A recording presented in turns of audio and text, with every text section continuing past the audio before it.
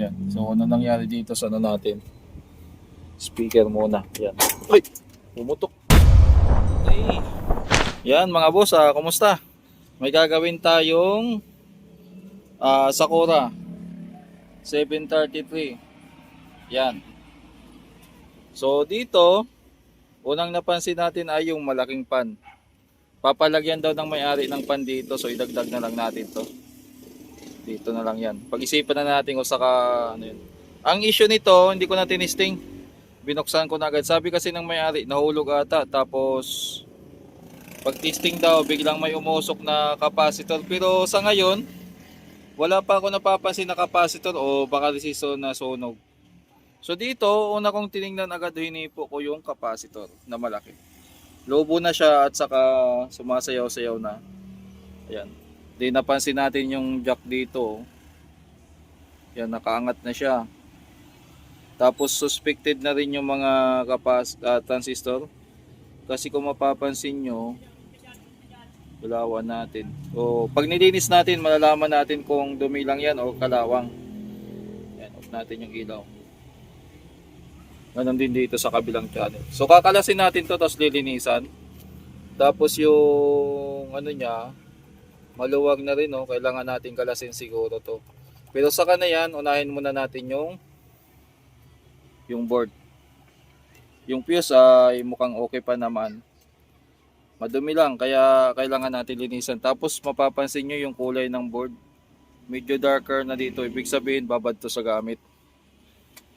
Ito yung board niya sa ilalim. Kakalasin ko pa lang. As expected sa na-stock, talagang malikabok na. Pwede na nating sulatan. Op. Oh, pwede na nating sulatan. Bob. Ayan. So pag ganito, kailangan linis or punas. I-ano natin yan. Ilinis natin yan. Pero ito kailangan kalasin din siguro natin.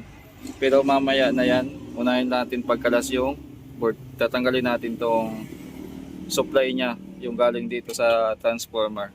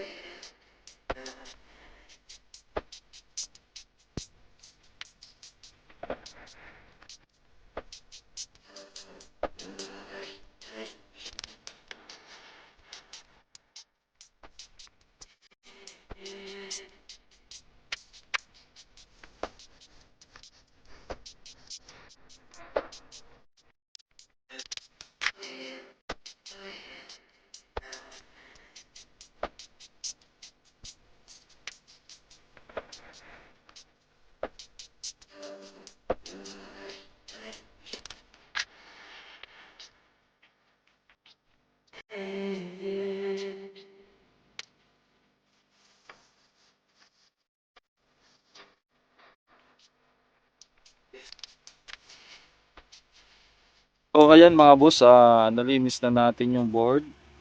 Ang mga papalitan natin dito ay ito. Itong mga ganito niya. Terminal niya na Ito siguro sa kanilang linisan natin yan. Ito, yung namaan na kasi ng corrosion. Ito okay pa to. Ito. So ito. Tapos itong mga sunog na resistor. Dropping resistor para sa relay, yung 820, meron naman tayong pamalit yan. Dalawang 10 ohms, okay pa. Pero palitan na natin kasi medyo sunog na.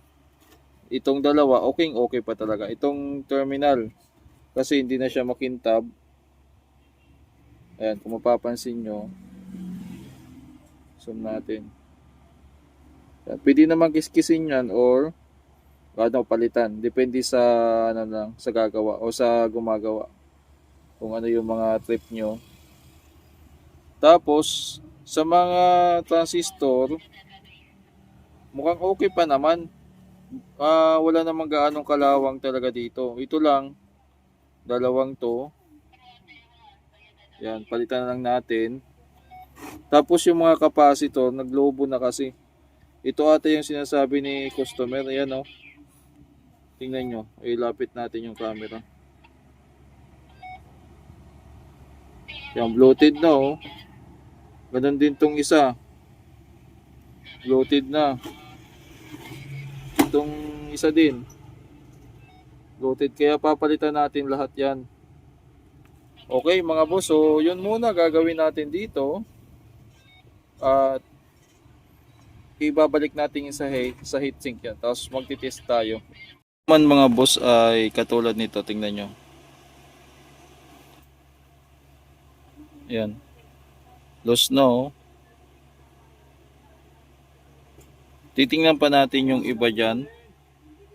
Mga cold solder at saka loose dyan.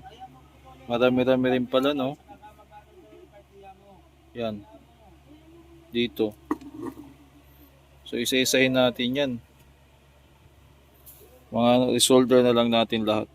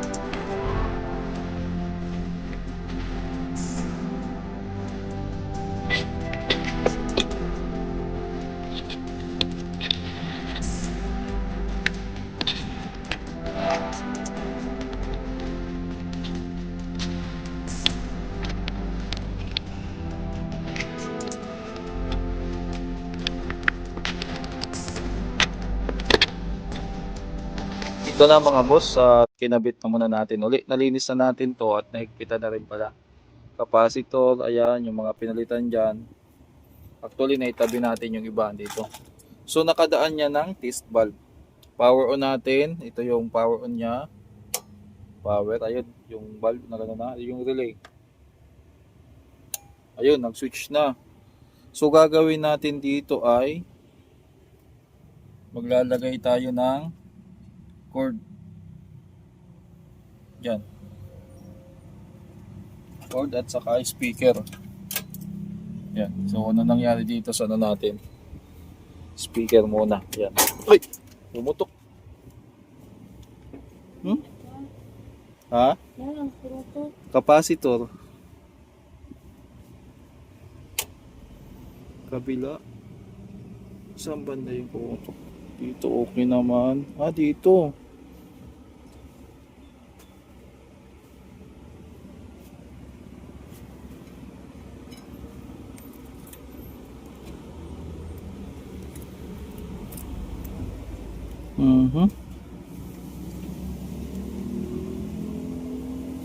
So sumabog mga boss, may pumutok.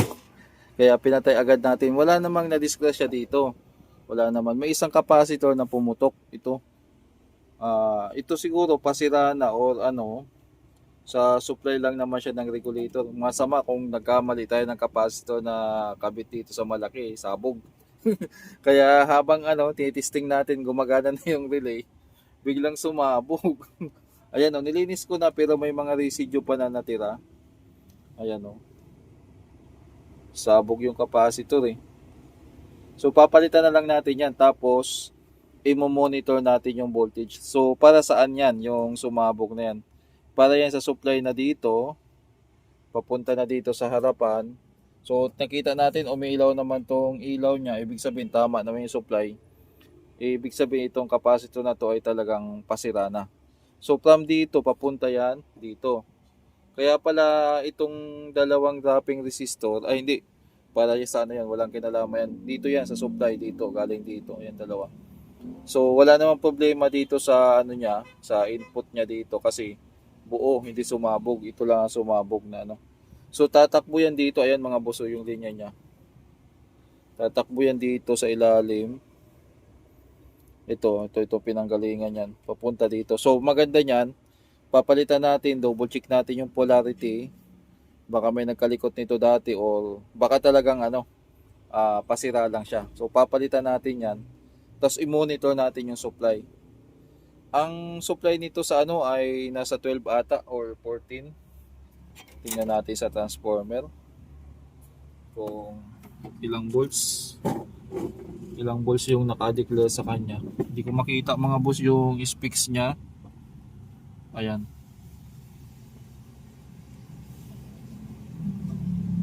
To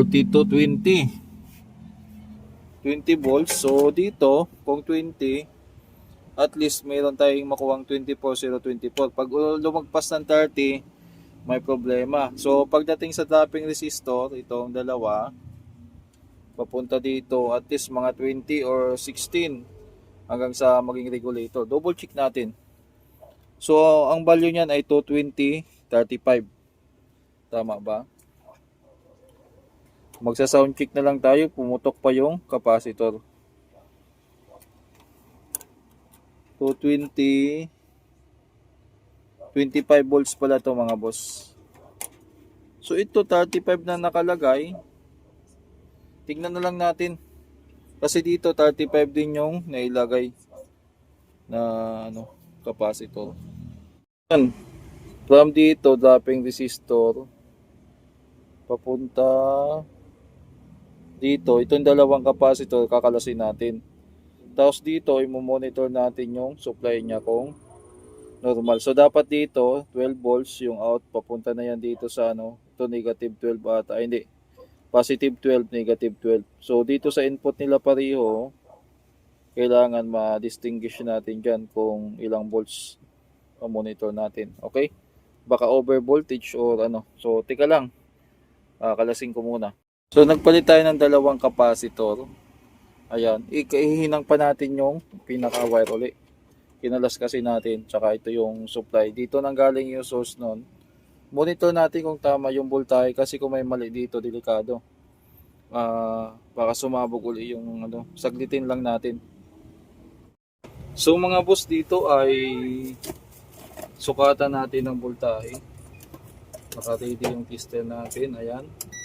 Kita pa dito sa monitor natin, okay? Gamit pa rin tayo ng test valve. Susukatan natin dito ng supply. Kung pantay power on, sana hindi sumabog. 24 25, okay, pwede yan. 15 14, okay. So very normal naman yung voltahe niya. Ayan, so sana hindi pumutok ng nakaganon, nakataob ng ganon para hindi na ano tawag dito. So normal naman 15 yung ano niya, output niya na yan. 15 at saka 14. So halos wala, point something lang yung diferensya. Dito naman yung supply niya 24, 25 naman to. 25.12. So okay. Balikwain ulit natin tapos testing natin.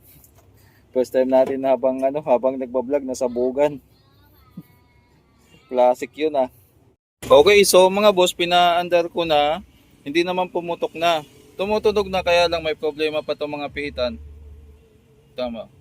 Wala nagbabago. Itong volume. 'Yun. Yan, naglolo ko yung ano. Baka makapiright tayo. Wala. Yan o. Nakop yung volume. So kausapin ko muna yung may-ari. Okay, so tapos na tayo dito. Hindi naman sumabog na na-testing ko. Nag-usap na kami ng may-ari dito sa mga potentiometer. Palitan na rin kasi at saka yung mga potentiometer kinalawang na. So nag-usap kami una, sabi niya isang mic lang. Bandang uli nagbago isip, lahat naman daw. So kung titingnan nyo mga boss, ito yung nilinis na ang board, tapos ito yung hindi pa nalilinis na board. So pagkakumpara natin, kasi may mga nagsasabi na wala naman daw nagbago.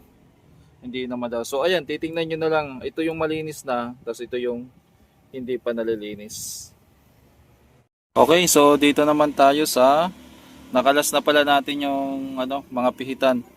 Dito parang dalawa lang ang napalitan pa lang dito, ito at saka doon, yan. Mapapansin nyo bago pa, pero itong iba talaga luma na. Tapos kinakalawang na. Kailangan na natin kalasin to, tapos labhan natin yung board. Then dito naman, ito nabasag, papalitan natin yan. Nagbago isip ng may-ari, palitan na lang daw. Okay, kalas ito, meron siyang plate dito para sa grounding. So kalasin muna natin yung mga potentiometer, then linisan yung board, saka natin yung doon pala madumi din, kailangan din natin tong malinisan pati ito. Ayan, so ayan mga boss, bali nalinis na natin, tuyo na rin. May napansin lang ako dito nung nalinis natin, may sunog na resistor. So papunta yan dito sa dalawang IC supply. Ito yung resistor na nasunog, papunta sa regulator na 7805.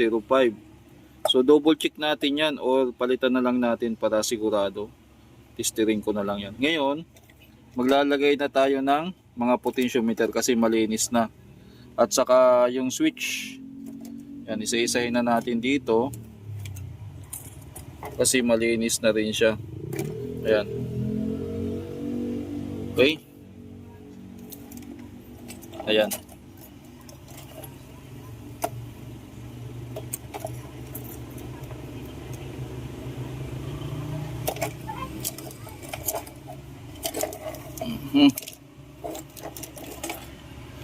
So simulan ko na mga boss at titingnan muna natin yon. Tapos magpapalit tayo ng mga pihitan dyan lahat. So nakapag-usap naman kami ng may-ari na nito. Okay na, nilinis na rin pala natin yung paglalagyan kasi puro alikabok yan. Tapos na tayo palit ng mga potentiometer. Yan dito bago na. Nilinis na rin natin yung board. So ikakasa na lang natin dito. Tapos bukas magsa-sound check tayo mga boss. Ayan. Bago na lahat, ito yung mga pinagpalitan. Yan mga boss, tumunog na. Yan o, kabilaan.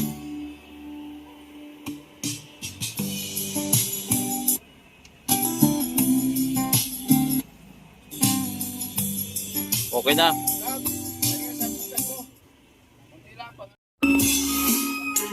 So dito ang pangalawang agenda natin ay yung mic pala okay na rin. Tumutunog na rin tong mic. Subukan natin. Yan, volume tayo. Hello? Yan. Hello, ito medyo dos pa. Hello. Hello, sound check, ito naglulos pa. Hello.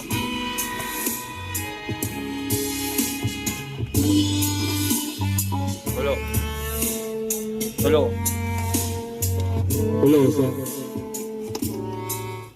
Linisan pa natin tong terminal na isa. Medyo madumi pa. Tapos yung sa Bluetooth naman at saka sa pan kasi to 20 dito na yon.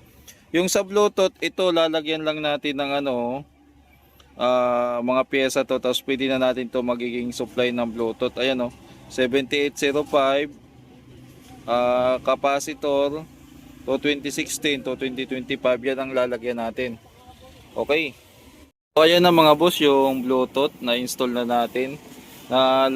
Dito na tayo kumuha ng supply, yung bakante dati na para sa MP3. Ayan to MP3, nalagyan na natin capacitor, regulator. Ayan. Okay na. Kabila.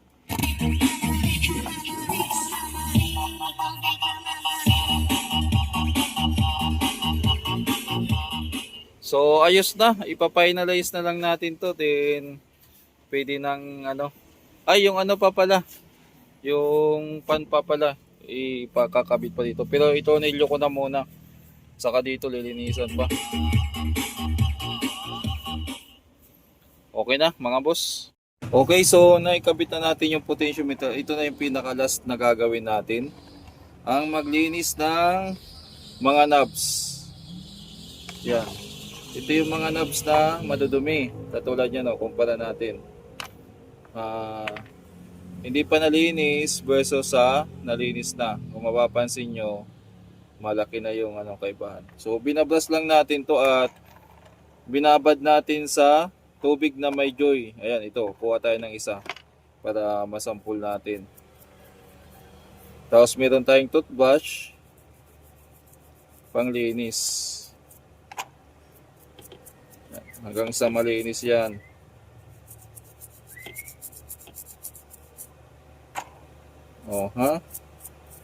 Tsaga-tsaga lang hanggang sa matapos. Pag wala nang kakaibang nangyari dito sa amplifier kasi tatakpan lang naman to tapos ikakabit ko tong mga knob. Baka hanggang dito na lang yung video natin. Kaya unahan ko na. Shout out po sa inyong lahat at God bless po.